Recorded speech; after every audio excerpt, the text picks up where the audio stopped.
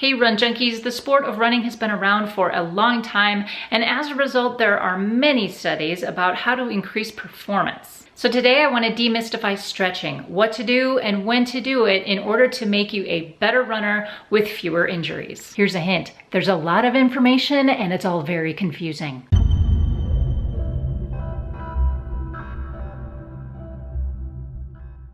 Let's talk quickly about stretching and flexibility. While we want to have some flexibility as runners, we don't want to have the flexibility of an acrobat or a gymnast because that compromises our stability. We need that kind of elasticity as runners because we need the stretch as well as the contraction repeatedly over and over and over again because we have a repetitive motion sport. Both stretching and contraction of the muscles are very important to our range of motion as runners. One of the myths that has been busted about stretching is to stretch before you even begin moving. This is known as stretching cold.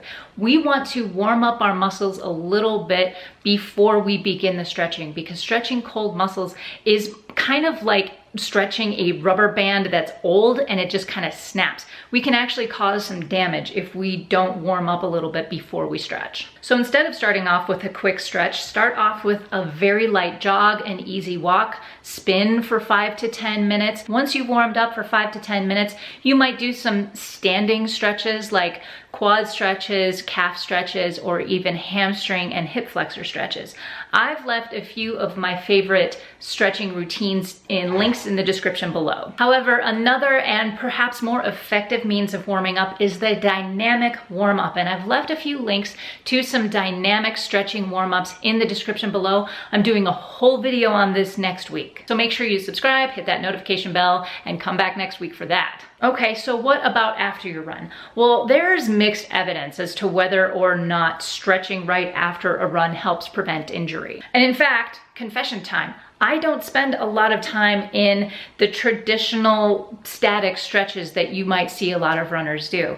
I prefer a post-run, runner-specific yoga routine, 5 to 10 minutes almost every day that I run. But really, I try to spend more time on my foam rolling rather than stretching. If I have to choose between the two, it's usually I choose the foam rolling. However, stretching right after a run does help your muscles cool down a little bit, and you want to focus on the muscles you just worked. Calves, hamstrings, quadriceps, hip flexors, and glutes. Another benefit to stretching right after a run is that it helps relieve that post-run muscle soreness. A couple of words of caution. Stretching to the point of pain is too much. Stop what you're doing. You want to feel the muscles release the tension gently, and you don't need to stretch for a very long time. 15 to 30 seconds might do it. And you also don't need to bounce too much. You want to inhale and then exhale deeper into the stretch. So I'm about to show you some of my favorite post-run stretches. And as with foam rolling, like I showed you last week, I like to work from the ground up, but right after a run, I try to stretch out as many muscles as I can kind of all at once during my standing stretching routine. Then I move to the floor. You also don't have to do these stretches barefoot. I prefer to stretch, foam roll, all of this stuff barefoot because it helps me develop my balance a little bit better, and I feel like I have a better range of motion without shoes on. Whether or not you wear shoes is entirely up to you. The first thing I like to do after I've cooled down from my run is to start stretching. Now, what I like to do first is a multi-muscle stretch. So I will stagger my feet one in front of the other. I want to keep my hips square facing in front of me and my knees over my feet and not pulling in too much. So again, all I need is to feel a little bit of stretch here. If I tuck my pelvis under, I'm going to feel that in the hip flexor right here. There's not a lot to this. I can keep it here and just feel that stretch, or I can modify it a little bit more, spread my feet a little wider, and lean forward into that hamstring. And I'm going to feel that on this hamstring right here.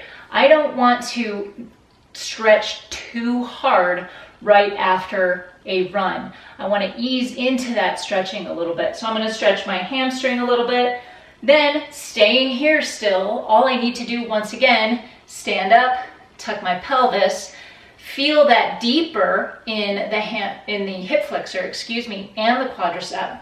And what I'm going to do is start peeling my heel off the ground, and I might adjust back a little bit. I feel that right here in the quadricep. The more I tuck my hips and the more I flex that foot, I might feel more of a stretch here in that quadricep muscle. I'm also gonna start feeling it. I'm stretching out the bottom of my foot a little bit too. We've been pounding the pavement, and so stretching out the bottoms of your feet might help you out a little bit as well. So as I relax into this part of the stretch, I am feeling it in that soleus muscle, which is the longer muscle that lies underneath that shapely calf muscle, that gastroc muscle. So that's where I'm feeling it here. Your calves get a huge workout when you're running. So you want to make sure that your calves are nice and stretched out. Again, tuck your pelvis under. You feel it in the calf, in the bottom of the foot, the quad, and the hip flexor. If you want, you might stretch to the side a little bit and get some stretch along the side here. I do want to mention Laura runs and eats. Her video channel, she is a yoga instructor and she has some great stretches for runners. So I'm leaving a link to her channel in the description below. So that is really all I do on the one side as I'm standing. And I might hold that stretch for 15 to 30 seconds. The other thing I will do is take a step. And I typically do this outside a little bit, but what I will do is plant one foot on top. This is my kid's step stool, so this is not ideal. But I will take my kid's step stool and I will drop a heel over. I am not locking my knee out, okay? I'm keeping my knee flexed just a little bit, and I'm dropping my heel just enough to feel that stretch in the back of the calf. Again, we want to be careful because if we lock our knee out and stretch too hard, we could actually damage that Achilles tendon. So we don't want to do too much when we're stretching in this manner. Another thing you can use a stair for is putting your foot up and leaning over and getting a deeper stretch in that hamstring muscle. Again, I'm kind of keeping my hips aligned with the rest of my spine, and all I'm doing is leaning forward with a straight back so I feel that up the back of the hamstring.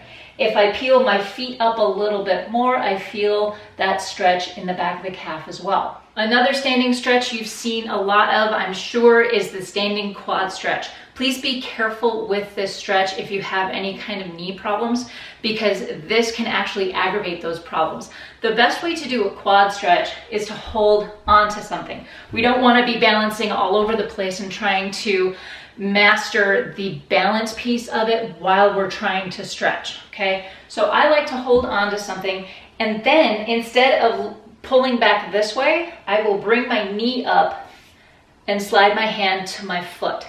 At that point, I just drop my knee. I am not pulling with my right arm. I am pushing my foot into my hand, okay? That's what is creating the stretch. Hold on to the wall. You want to make sure that you are focusing only on the hip flexor and the quadricep stretch. Hold this for 15 to 30 seconds on both sides, and you have a nice, easy quad stretch. As I said earlier, I really like my post-run yoga stretches, and I do have some of my favorites that I want to show you right now. The app that I use is actually called Gaiam's Yoga Studio, and I will leave a link to that in the description below as well. So first there is the downward dog, which is both hands under your shoulders and then drop your heels back. Now, I am not very good at this one, okay? So my heels don't come all the way to the ground, but the more you do this, the more flexible you will get. You like this look? So that's downward dog. I really like that one repeatedly after a run. Another one of my favorites is the spinal twist. So take one leg over the other and turn, and I really feel that up the back of the spine. I also feel that in my hips. This one I really like after a run. I also like, in fact, I am not a yoga instructor, so I don't always remember the poses, but I also like sitting in this particular pose, and I feel it up the hamstrings just sitting here. I pull my feet back toward me, I lean forward just a little bit, and I feel it all the way up from the bottoms of my feet all the way up to my hips. And it feels really, really good. Another one of my favorite stretches is the shoelace, I believe it's called, where you stack one knee on top of the other. And this one feels so good. This is where I really like to relax into the stretch. I have both hips kind of firmly planted on the ground. And this is not easy for a lot of people, but for some reason, this is my favorite stretch. So I stack my knees one on top of the other, and I just exhale and I lean forward into this stretch. And I have been known to sit here for minutes at a time. This feels really, really good to me. Then exhale, sit back up again, and unfold. So you're gonna lose my head here in a minute because I'm gonna show you a couple of more yoga type stretches, but these are somewhat similar to the standing stretch that I showed you, that lunge stretch that I showed you earlier. So one of these is putting one foot in front of the other. I have two 90-degree angles.